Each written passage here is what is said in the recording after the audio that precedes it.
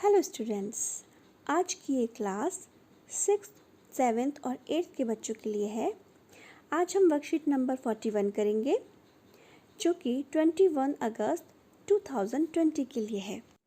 तो चलिए प्यारे बच्चों, देखते हैं कि आज आपकी वर्कशीट किस विषय को लेकर बनाई गई है।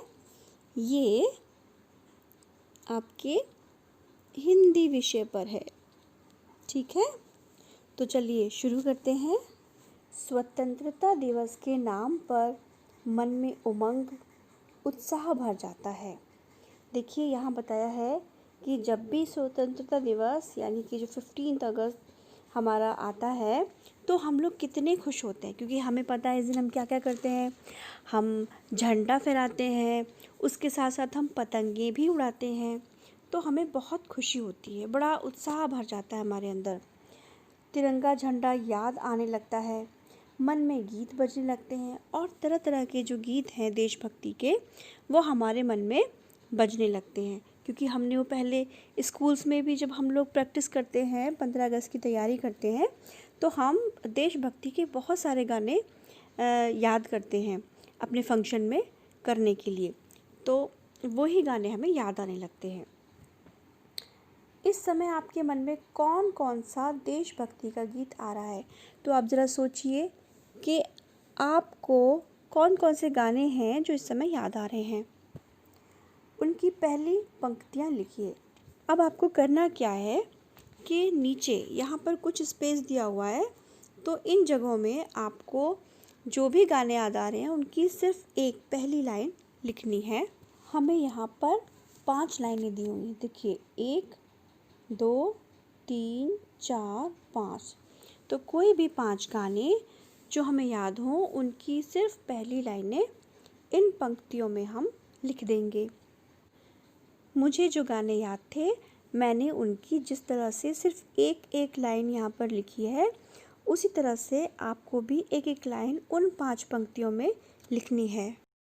अब देखिए, जब 15 अगस्त स्कूल में आता है तो हम कितने सारे नारे बोलते हैं, तो सिर्फ उन्हीं में से कोई भी 2 नारे हमें यहाँ पर लिखने हैं, एक यहाँ और एक यहाँ। ये लिखा ना, स्वतंत्रता दिवस के 2 नारे लिखिए। मैं यहाँ अपने मनपसंद 2 नारे लिख रही हूँ, आपको जो पसंद हो आप वो लिखिए। मेरा मनपसंद है पहला, तुम मुझे खून दो मैं तुम्हें आज़ादी दूंगा। ये सुभाष चंद्र बोस जी ने बोला था। दूसरा है इंकलाब जिंदाबाद, जो कि भगत सिंह ने बोला था। अब देखिए बच्चों, हमारे सामने यहाँ कुछ चित्र दिखाए गए हैं जो कि हमारे देश के स्वतंत्रता सेनानियों के हैं। हमें इन्हें पहचानना है और इनके नाम लिखने हैं। आप सभी इन्हें पहचानते होंगे जिनके हाथ में तलवार है। इनका नाम क्या है? रानी लक्ष्मीबाई। तो यहाँ पर इनका नाम लिख देंगे, ठीक है। उसके बाद जो ये सफ़ेद रंग के मुंडासे में है, इनका क्या नाम है? इनका नाम है, यहाँ पर लिखेंगे मंगल पांडे।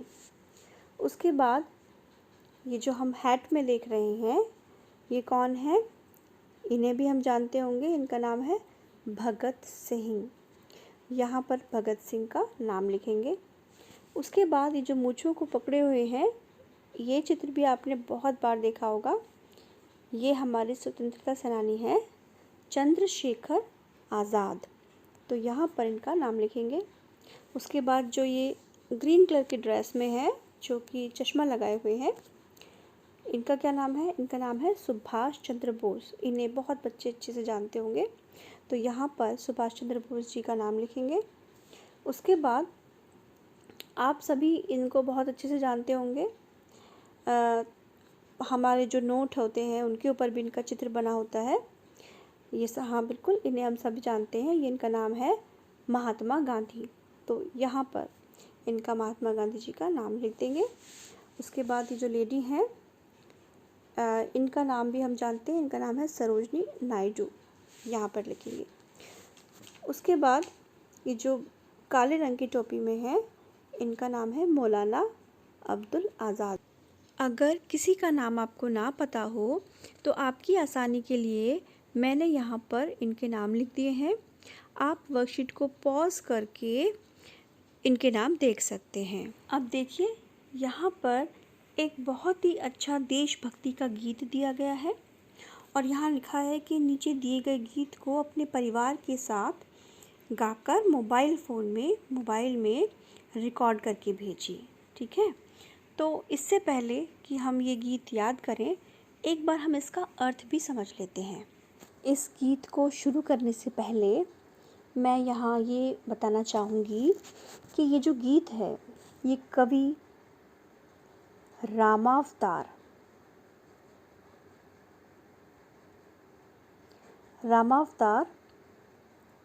त्यागी जी ने लिखा है और इस गीत में कवि अपनी मातृभूमि के लिए अपनी भक्ति और अपने प्रेम को प्रकट करना चाहते हैं। यहाँ पर कवि कहते हैं कि मन समर्पित, तन समर्पित और ये जीवन समर्पित। वो कहते हैं कि हे धरती माँ, तेरे लिए मेरा मन, मेरा तन यानी कि मेरा शरीर और ये मेरा पूरा जीवन समर्पित है। ये मैं तुझ पर न्योछावर करता हूँ। चाहता हूँ देश की धरती तुझे कुछ और भी दूँ, लेकिन सब कुछ देने के बाद भी वो संतुष्ट नहीं हैं और वो चाहते हैं कि मैं कुछ और भी उन्हें दूँ। माँ तुम्हारा ऋण बहुत है, मैं अकिंचन।